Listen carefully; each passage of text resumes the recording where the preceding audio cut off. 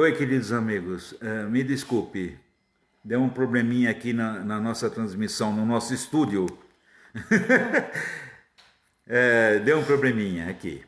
Nós estamos fazendo uma transmissão via rádio, não é via satélite, e de vez em quando dá esses probleminhas. Vamos completar, então vamos concluir a nossa ideia. Então, Paulo de Tarso, ele chegou a um ponto de compreensão e de fazer tudo o que Jesus lhe pedia. Ele foi para a Grécia e fundou as 7 igrejas.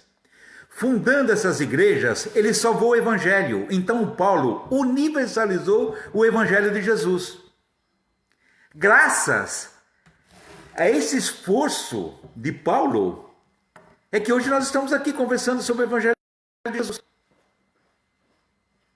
Não fora ele, o evangelho teria sido ali, ó. Talvez alguém tivesse guardado alguma cópia dos evangelhos, mas coube a Paulo esse papel de ir lá num país mitológico falar de um Deus único, de um Deus amoroso, falar do nosso Senhor Jesus Cristo, que era o Senhor de Paulo, de tal forma que quando Paulo já estava no fim da sua caminhada terrena, ele virou-se e disse: já não sou mais eu quem vivo, é o Cristo que vive em mim. O Cristo, hein? Ele não falou Jesus. O Cristo que vive em mim. Porque Paulo percebera que Jesus era muito mais do que aquele ser que pisou no planeta Terra, que deixou todos aqueles ensinamentos amorosos, com aquele olhar de mansuetude, com aquele olhar que deixava todos extasiados com tanto amor. Ele percebeu, Paulo, que Jesus não era só aquilo, era mais que aquilo, era o verdadeiro Cristo. Então já não sou mais eu quem vivo, é o Cristo que vive em mim. O tempo foi passando, a história foi sendo costurada. Cristo havia prometido para nós o Espírito da Verdade, um Consolador, e aí veio Allan Kardec. Kardec, um pedagogo tão fantástico, que quando Pestalozzi tinha compromissos fora do seu instituto, quem ficava no lugar do Pestalozzi era o Allan Kardec. Um visionário, um pedagogo incomum, com uma capacidade de transmissão de conhecimento, uma capacidade de enxergar no próximo as individualidades de cada um, jamais vista até aquela época, com uma proposta de ensino espetacular. Tanto que a Alemanha, até hoje, que aderiu na época à proposta do ensino de Kardec, até hoje é o modelo de ensino da Alemanha. Outros países experimentaram essas propostas do Kardec, do professor Denisard. E todos que conseguiram, a própria França, que só foi derrubar aquela proposta de Kardec quando veio o Piaget. Então aquele mestre maravilhoso, aquele pedagogo, que era um grande visionário, quando ele entrou em contato, e aqui nós não vamos falar de toda essa, né?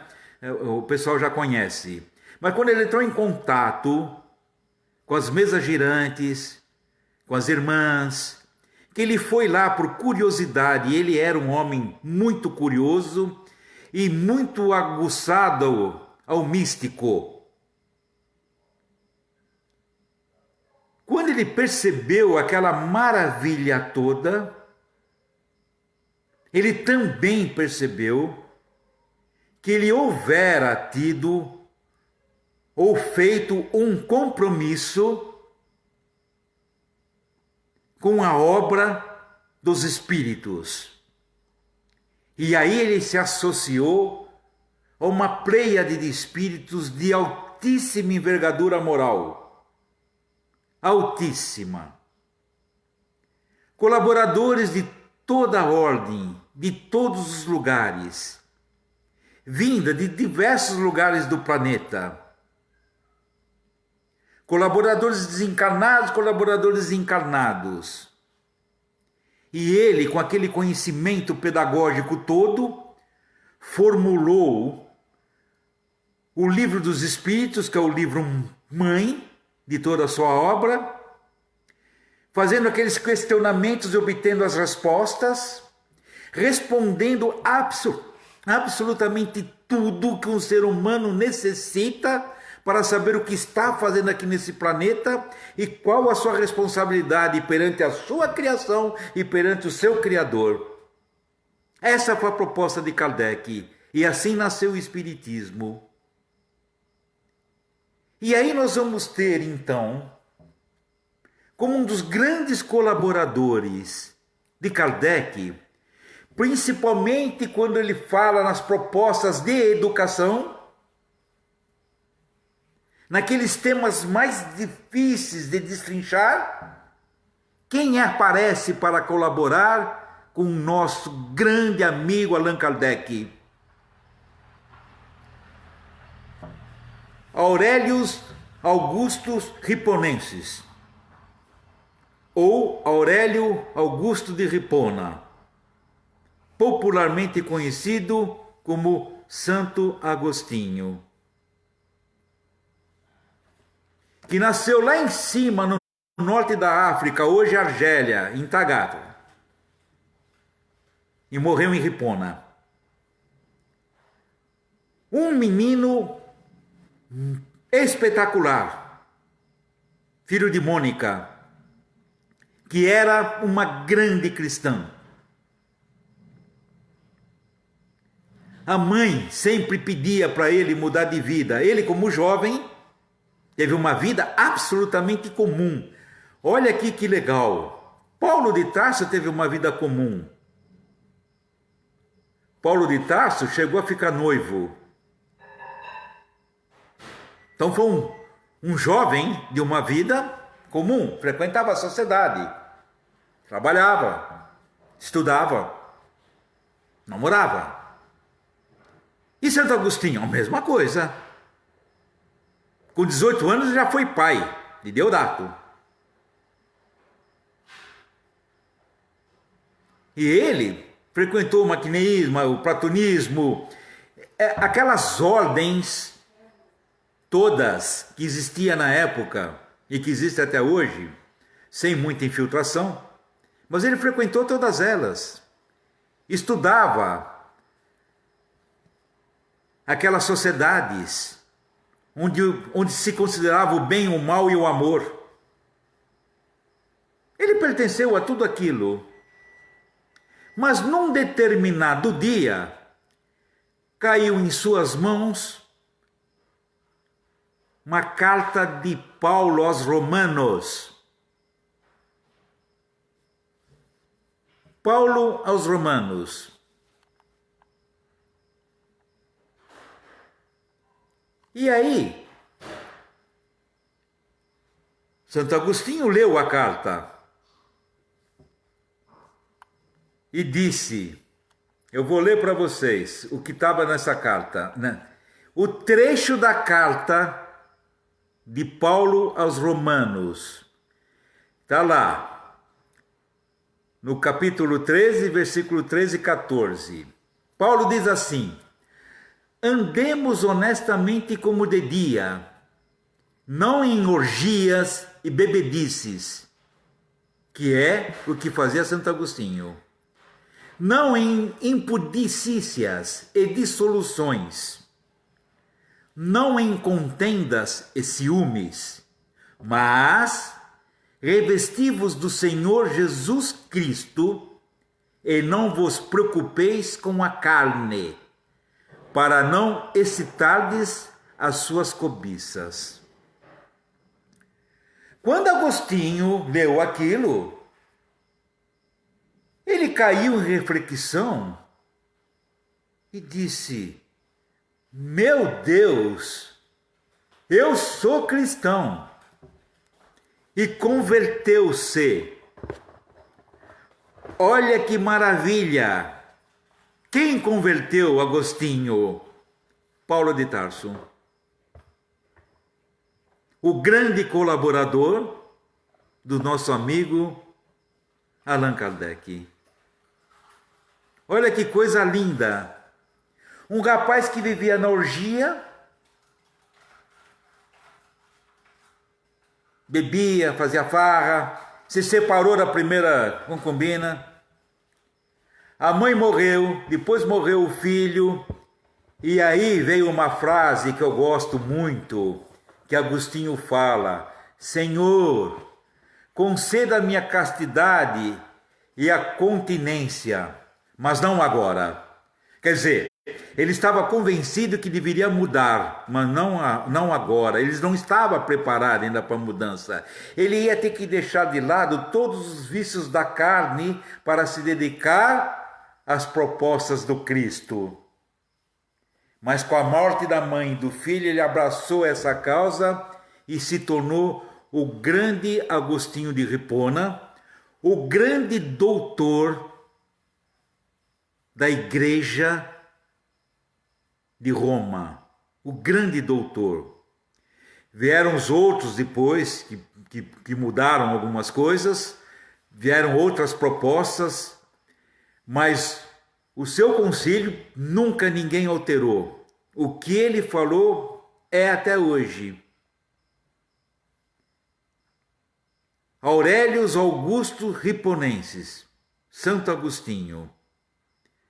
Então, olha a costura da história. Nós já falamos de Sócrates e Platão, falamos de Jesus, que preparou Paulo, que Paulo preparou Santo Agostinho, que colaborou com Allan Kardec, o professor Denizar Rivail.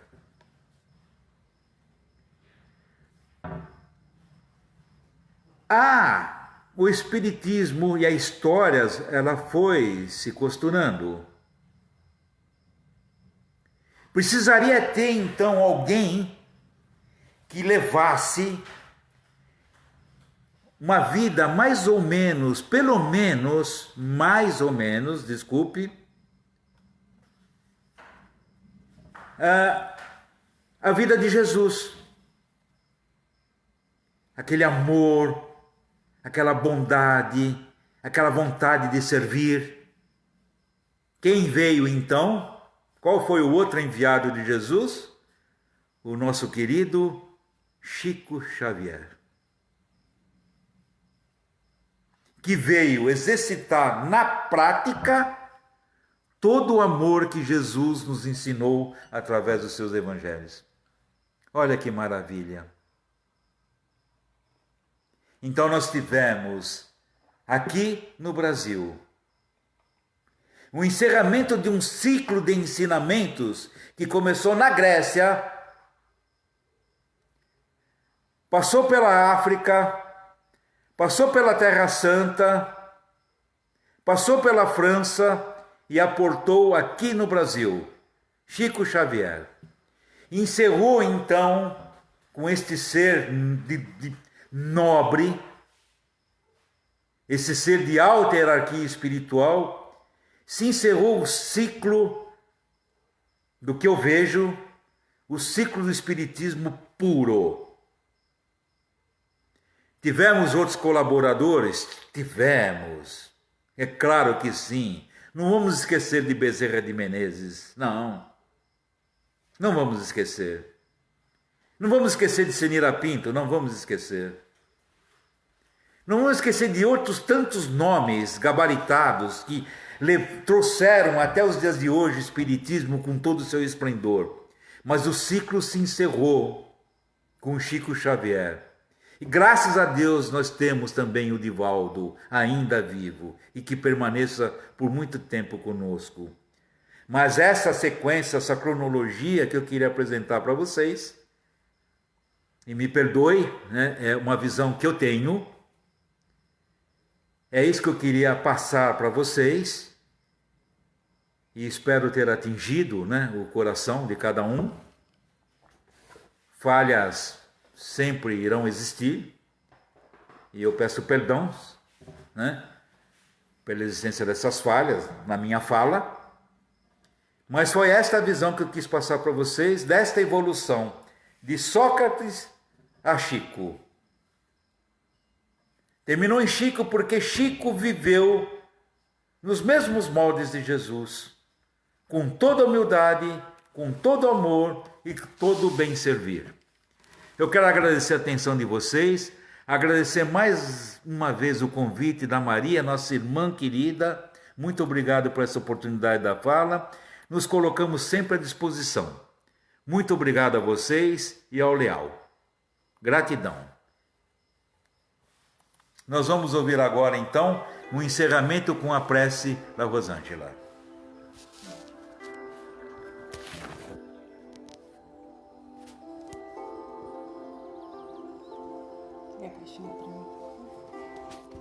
Que a paz e o amor do Cristo seja conosco. Inspira, retém e expira. Agradecemos, Senhor, a oportunidade bendita do Evangelho desta noite. Permita, Pai amado, aos Teus benfeitores adentrarem os nossos lares, dissipando os miasmas que lançamos em nossa psicosfera domiciliar, tornando o ambiente mais salutar, cheio do Teu Espírito em nós, Mestre querido, nessas boas vibrações que adentram pelo nosso coronário, vai descendo pelo nosso centro de forças, espargindo para todos os nossos sistemas, nos enchendo, Pai amado, do Teu Espírito de amor, de sabedoria, de fé e de esperança, para que possamos ter a sabedoria e a clareza de fazermos melhor a cada dia, que possamos aprender a perdoar 70 vezes 7, que possamos aprender a fazer ao outro aquilo que gostaríamos de receber, que possamos simplesmente aprender a sorrir, a termos gratidão e a ouvirmos os nossos irmãos, elaborando assim todas as nossas imperfeições em virtudes. Gratidão, Senhor, pelo pão à mesa, gratidão pela família, gratidão pelo trabalho. E pedimos para que leve as nossas vibrações de amor e gratidão aos nossos antepassados que nos permitiram o dia de hoje. Levando também as nossas vibrações de perdão e de amor aos nossos inimigos encarnados e desencarnados, a todos aqueles que fizemos dor e sofrimento, e também que possamos perdoar aqueles que fizeram dor e sofrimento em nós. Que possamos nos envolver nesta egrégora do Cristo de Nazaré, nos perdoando, recomeçando, vivendo intensamente a cada dia, aproveitando a cada oportunidade que nos é ofertada, Cristo de Nazaré, com sabedoria e com muito amor, com caridade, que ao passo que estamos oferecendo ao nosso irmão, estamos recebendo. Quando nos ocupamos em auxiliar, em servir, estamos adquirindo valores, estamos vivendo o preceito máximo do Espiritismo, fora da caridade, numa salvação, livrando-nos de dores e de aflições. Senhor Jesus, que essas doces vibrações do Teu amor possam então ser potencializadas junto com nossas vibrações de amor, e que esses benfeitores possam levar aos nossos irmãos recém-desencarnados, seja por este vírus ou qualquer outra patologia, que possamos levar a todos os enfermos, que possamos levar a todos os seus familiares que aqui ainda continuam em sua jornada evolutiva, que possamos enviar a todos aqueles que sofrem, aqueles que têm dor, toda a humanidade, que possamos levar a todos os nossos irmãos do planeta Terra, neste momento expiatório tão importante, para que possamos ser curados, não somente do corpo físico, mas da alma. Precisamos curar a nossa fonte, que ainda está poluída de imperfeições e de imoralidade. E curando a nossa fonte individual, que é o micro, nós vamos ajudando a curar o macro, que é a nossa habitação sagrada, chamada Terra. Vibrando positivamente, agradecendo o nosso melhor, o impossível para ser cada vez melhor. Gratidão, Senhor da vida, pelo que temos, pelo que somos e por tanto, tanto, tanto que recebemos. Vamos então juntos ofertarmos essas vibrações de amor para que esses benfeitores celestiais possam dissipar do entorno da Terra, da psicosfera terrestre, todas as ações de espíritos trevosos que atentam contra a humanidade. Vamos limpando a nossa psicosfera, retirando todos os miasmas que nós lançamos e a ação desses espíritos trevosos contra a humanidade. Vamos levando essas doces vibrações crísticas ao nosso presidente, o presidente do nosso Brasil, e ao presidente de todas as nações deste planeta Terra, limpando a sua psicosfera, colocando esta cúpula protetora para que os nossos dirigentes não sejam alcançados por esses espíritos trevosos e consigam nos conduzir de maneira segura e fiel. Vamos vibrando por todos os nossos irmãos, por toda a humanidade, para que todos os corações possam ser consolados. Vamos limpando o rastro energético, tirando de nosso rastro energético todo e qualquer mal que possa estar sendo endereçado e possa estar nos influenciando, nos prejudicando. Que Jesus de Nazaré possa abençoar todos aqueles que porventura em atitude e pensamento atentam contra nós.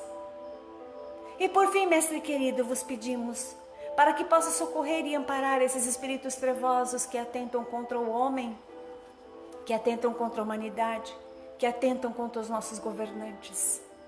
Que esses irmãozinhos possam ser recolhidos dessas paragens assistenciais, de modo a receberem o tratamento de que necessitam, até o momento que apresentarem condições para uma nova sociabilização. Gratidão aos nossos irmãos do Leal, aos seus trabalhadores. Gratidão, Senhor, a oportunidade de podermos falar em Teu nome. E assim agradecemos. Que assim seja. Obrigado então a todos por formar conosco essa corrente de amor, de vibração. Que os nossos corações ainda continuem entrelaçados, para que possamos continuar servindo e servindo com alegria todos aqueles que necessitam de uma palavra, de um consolo, de um prato de alimento, de um sorriso, de um ombro amigo. Obrigado ao Leal por essa casa maravilhosa que se propõe sempre a servir aqueles que lá adentram, em busca de um socorro, alívio e paz. Obrigado a todos vocês, obrigado pela oportunidade mais uma vez, Maria, e aos trabalhadores, parabéns pela resignação. Até uma próxima oportunidade. Boa semana, sigamos com Jesus. Tchau, tchau.